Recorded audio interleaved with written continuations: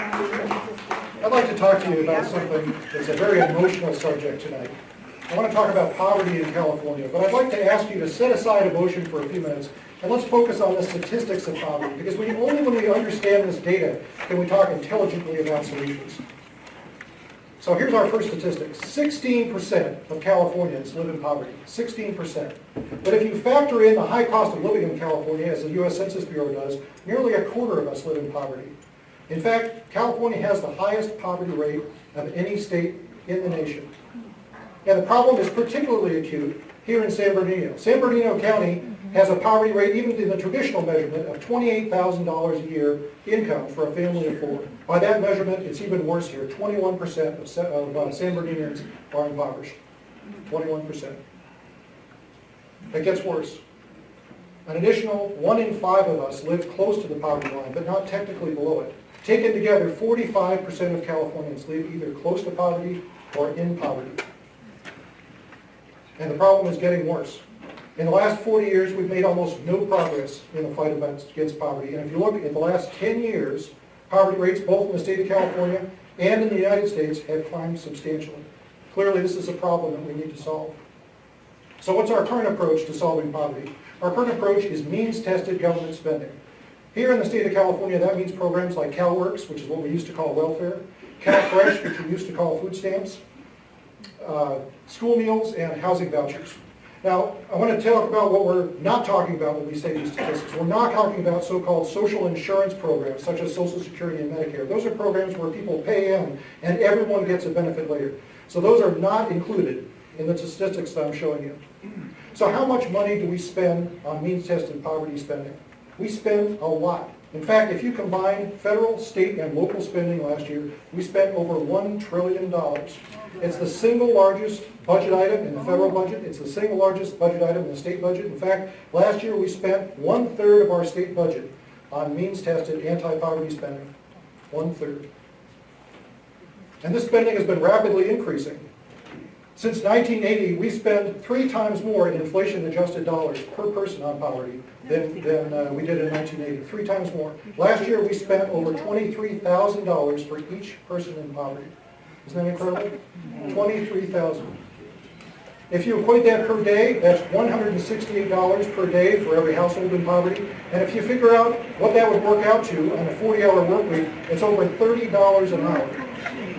Which is amazing when you consider that the median income in California last year was only $25 an hour. In fact, if you total up all of this, we spend over $60,000 a year for each family in poverty.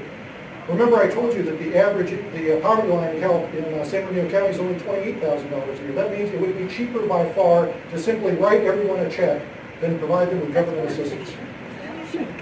So clearly, our current approach is not working. I want to introduce you to this man. This man is named Maimonides. He was an Egyptian rabbi, philosopher, and physician, lived in the 12th century, and many of you probably don't recognize him, but I bet everyone in this room will recognize the phrase for which he is famous. He said this: give a man a fish, you feed him for a day.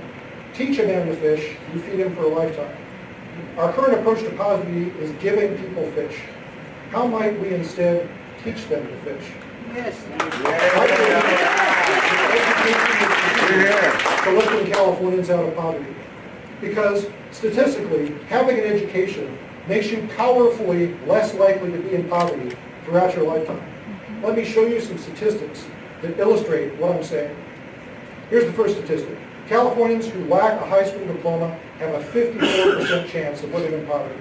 54%. But if you have a 4-year college degree, you're less than 10% chance likely to be in poverty. That is powerful. Let's talk about career-oriented potentials. Education has a powerful effect on how much money you will earn in your lifetime. If you have a 4-year college degree, you will earn on average $1.3 million more than someone with just a high school diploma, and $2.5 million more than someone who doesn't have a high school diploma. And this difference has been increasing over time. The gap in lifetime earnings between those who complete college and those who do not go to college is greater now than it has ever been at any time in our history. Simply put, getting a good paying job in the 21st century requires higher education. Here's another powerful statistic. If you have a child and you do not have a high school diploma, your child has a 67% chance of growing up in a single-parent household. If you have a 4-year college degree, that chance is only 8%. That has a powerful effect on these children, many of whom are doomed to repeat the cycle of poverty. Look at this graph. The average person who lacks a high school diploma will spend on average over 2 years of their lifetime in prison.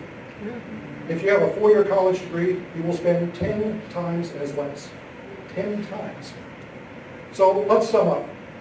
We're spending more than ever before on poverty, and yet our poverty rates continue to climb. If we invest instead in education as a tool to lift people out of California, their lifetime earnings will grow, they'll spend fewer years of their life in prison, and most importantly, their children will not grow up to repeat the same cycle of poverty. Give a man a fish, you feed him for a day. Teach a man to fish, you feed him for a lifetime. Let's teach people to fish.